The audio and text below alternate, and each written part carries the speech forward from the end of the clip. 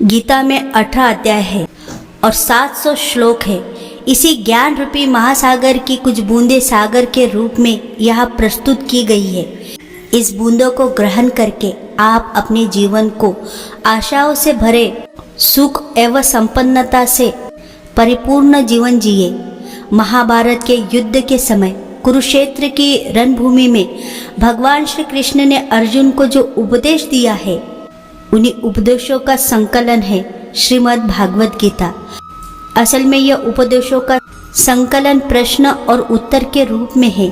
अर्जुन कई प्रश्नवाचक चिन्हों के भंवर में फंसे हुए होते हैं और भगवान श्री कृष्ण इन्हीं प्रश्नों का उत्तर देते हुए अर्जुन को इस चक्रव्यूह से बाहर निकालते हैं।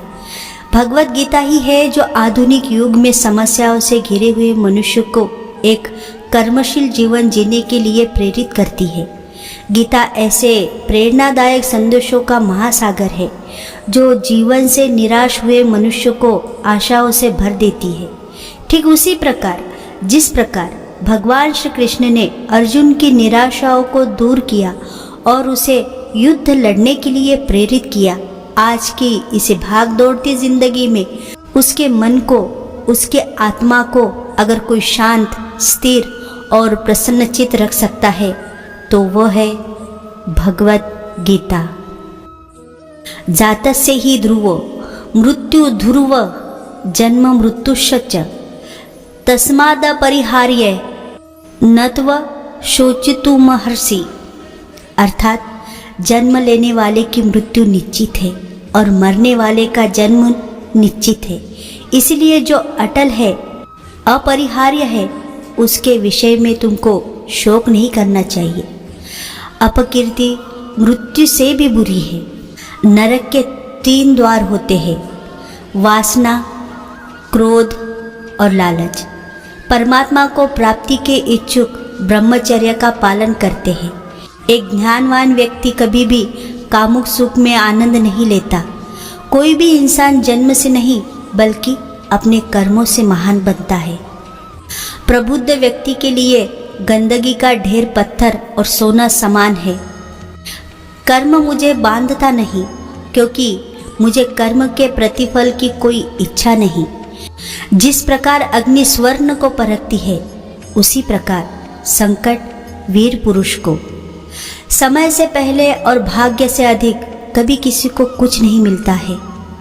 कर्म के बिना फल की अभिलाषा करना व्यक्ति की सबसे बड़ी मूर्खता है। यह सृष्टि कर्म क्षेत्र है। बिना कर्म के है यहाँ कुछ भी हासिल नहीं हो सकता। जो मन को नियंत्रित नहीं करते उनके लिए वह शत्रु के समान कार्य करता है।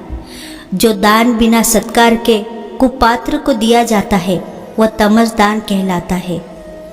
अपने अनिवार्य कार्य करो क्योंकि वास्तव में कार्य करना निष्क्रियता से बेहतर है। सदैव संदेह करने वाले व्यक्ति के लिए प्रसन्नता ना इस लोक में है ना ही कहीं और। फल की अभिलाषा छोड़कर कर्म करने वाला पुरुष ही अपने जीवन को सफल बनाता है। जो हुआ वह अच्छा हुआ, जो हो रहा है वह अच्छा हो रहा है, जो होगा वो भी अच्छा होगा। तेरा मेरा छोटा बड़ा अपना पराया मन से मिटा दो, फिर सब तुम्हारा है और तुम सबके हो। मन की गतिविधियों, होश, श्वास और भावनाओं के माध्यम से भगवान की शक्ति सदा तुम्हारे साथ है। धरती पर जिस प्रकार मौसम में बदलाव आता है, उसी प्रकार जीवन में भी सुख दुख आता जाता रहता है। लोग आपके अपमान के बारे में हमेशा बात करेंगे। सम्मानित व्यक्ति के लिए अपमान मृत्यु से भी बेहतर है।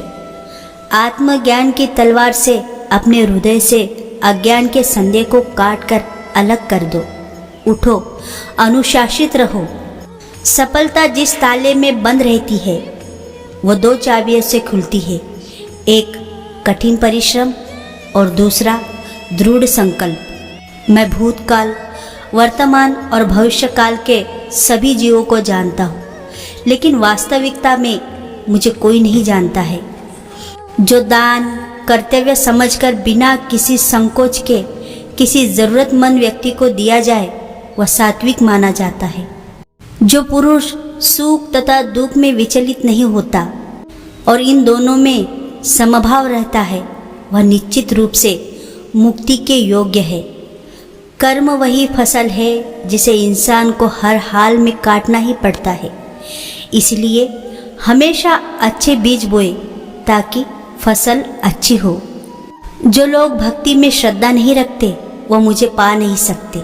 अंततः वे इस दुनिया में जन्म मृत्यु के रास्ते पर वापस आते रहते हैं।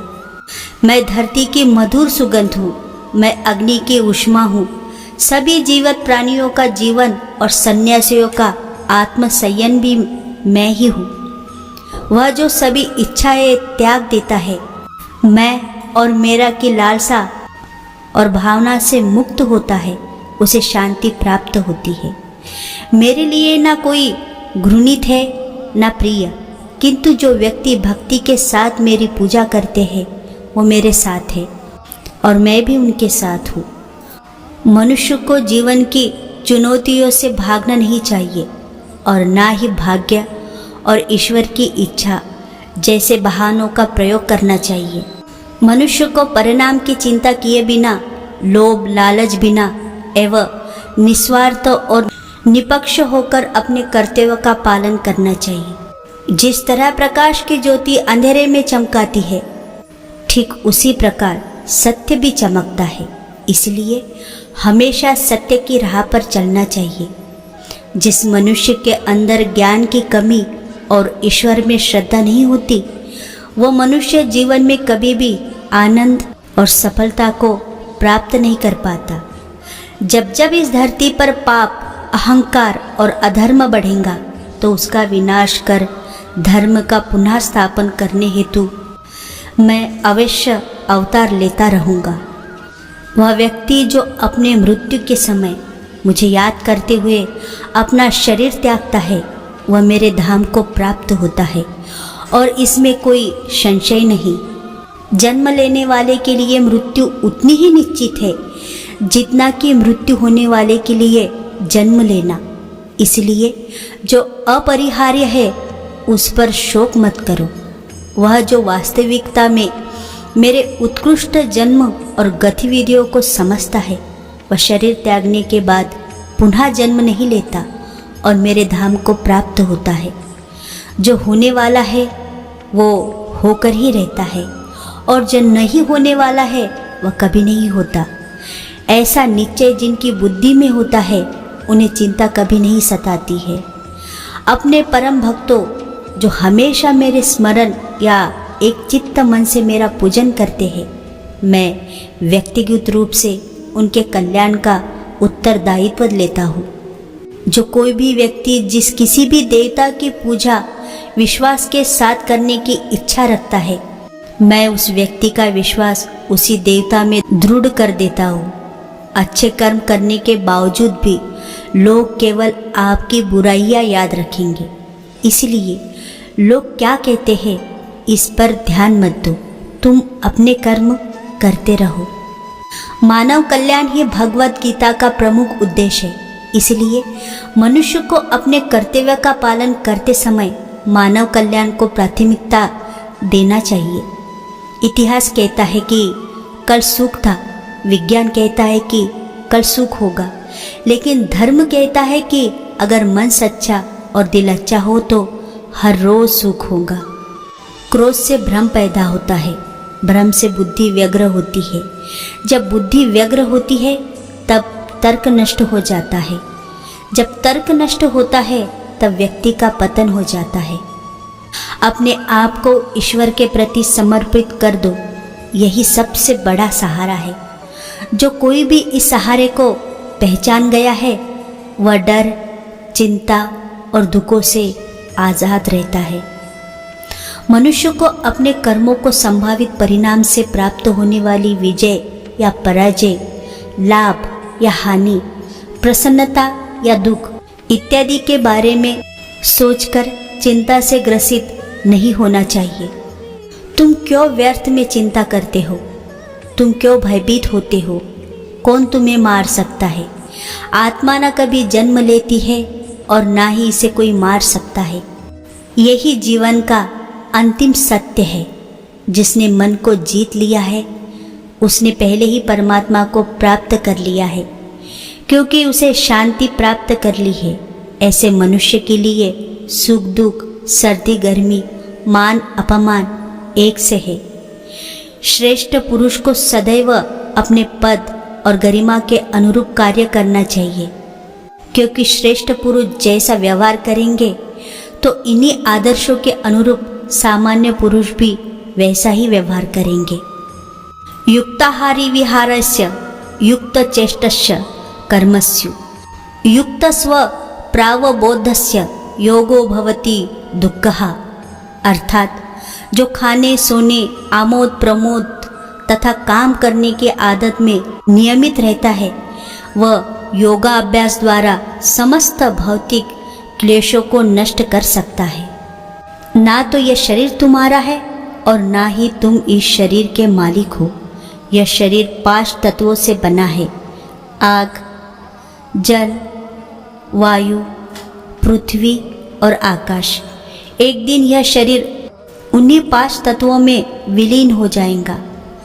मनुष्य का मन इंद्रियों के चक्रों के कारण भ्रमित रहता है, जो वासना, लालच, आलस्य जैसी बुरी आदत से ग्रसित हो जाता है।